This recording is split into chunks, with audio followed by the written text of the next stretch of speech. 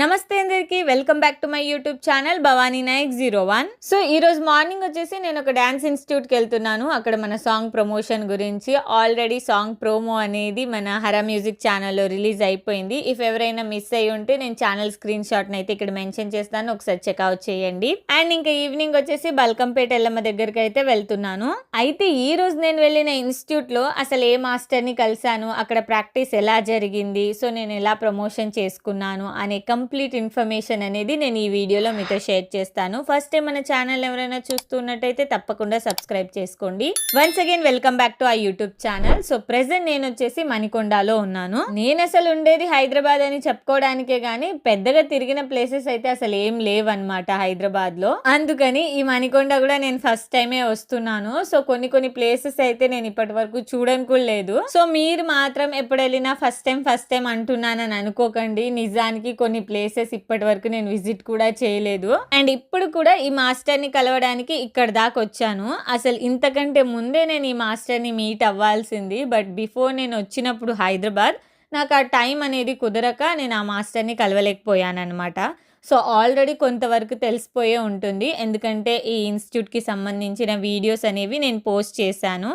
And finally ఇదే ఆ dance academy. నిజానికి నాకు ఈ డాన్స్ మాస్టర్ చేసే కొరియోగ్రఫీ స్టైల్ అంటే చాలా ఇష్టం, ఎందుకంటే నేను చాలా వరకు మాస్టర్ రీల్స్ చూసాను. సో ఓల్డ్ సాంగ్స్ కి తన ఓన్ వేలో కంపోజ్ చేస్తారనమాట. ఆ మూమెంట్స్ అనేవి చాలా ఈజీగా అండ్ క్యాచీగా ఉంటాయి, ఎవరైనా చాలా సింపుల్ గా చేసేయచ్చు.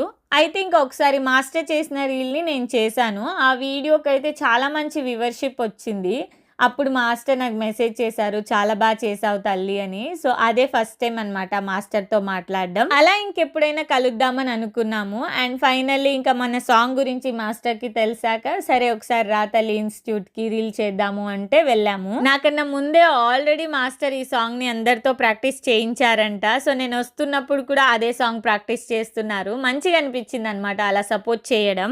నిజానికి మాస్టర్ అయితే మంచిగా కాస్ట్యూమ్స్ కూడా ప్లాన్ చేశారు, కానీ టైం అనేది అడ్జస్ట్ కాలేదన్నమాట. సో అందుకే అది పాసిబుల్ కాలేదు. అండ్ నెక్స్ట్ నేను కూడా వాళ్ళతో ఒకసారి ప్రాక్టీస్ చేసేసి ఇంకా డైరెక్ట్గా అయితే మేము రీల్స్ తీసుకున్నాము.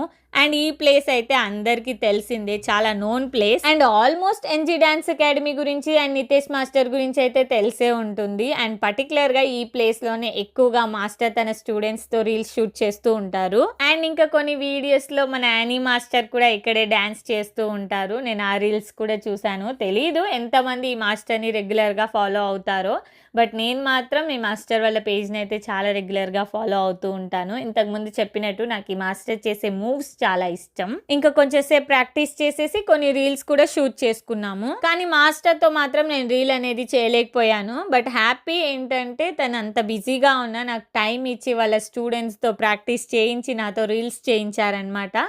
సో నిజానికి మాస్టర్ అయితే మూవీ షూట్లో కూడా బిజీగా ఉన్నారంట. సో తన షెడ్యూల్ అంత బిజీ ఉన్నా నాకు కొంతవరకు టైం ఇచ్చారు. సో దానికి చాలా సంతోషం. నిజానికి నాకు మాస్టర్ని కలవాలంటే భయం ఉండే, ఫస్ట్ టైం కలుస్తున్నాము అండ్ పైగా మాస్టర్ కదా. సో బట్ ఆ ఫీలింగ్ అయితే ఎక్కడా లేదు. చాలా ఫ్రెండ్లీగా మాట్లాడారు. ఇంకా చాలాసేపు డిస్కస్ చేశారనమాట, సాంగ్ ఎలా జరిగింది, ఎలా ప్లాన్ చేసుకున్నారు, సాంగ్ చాలా బాగా వచ్చింది అని చెప్పేసి.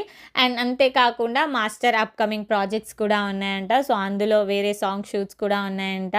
సో వాటి గురించి అయితే డిస్కస్ చేసుకున్నాము. నాకు ఇంత టైం ఇచ్చినందుకు thank you very much Nitesh master.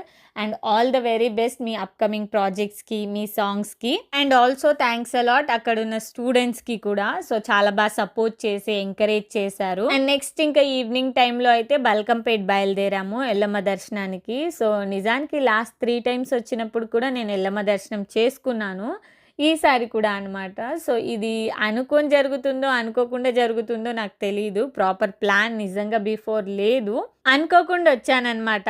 ఇంకా మన సాంగ్ బోనాలకి సంబంధించిందే కదా, ఆ ఎల్లమ్మ తల్లి సాంగే అనమాట.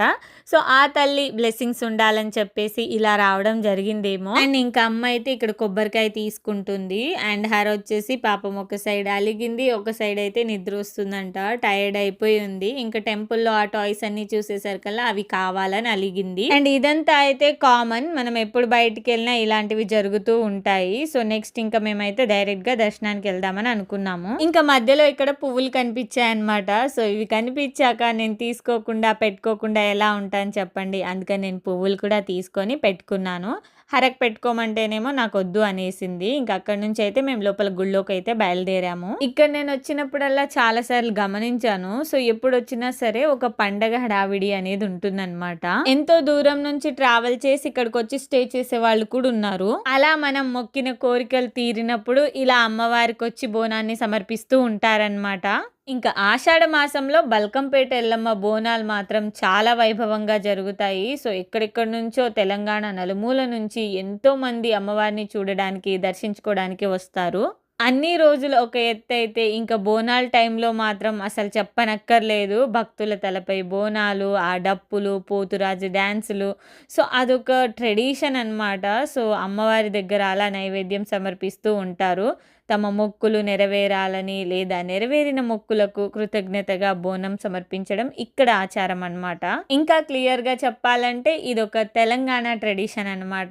సో ఈ టైంలో ఇక్కడ ఉండడం అయితే ఇంకా అదృష్టమే అనుకోవాలా. ఇంకా స్వచ్ఛమైన మనసుతో మనం ఏదైనా కోరిక కోరుకుంటే అదైతే నెరవేరుతుంది. కానీ నమ్మకం అనేది చాలా ఇంపార్టెంట్ అన్నమాట. అండ్ అమ్మవారి దర్శనం కూడా చాలా బాగా జరిగింది. సో అంత దగ్గరగా చూడడం అనేది చాలా మంచిగా అనిపిస్తది. అమ్మవారిని కంటి నిండా చూసుకోవచ్చు.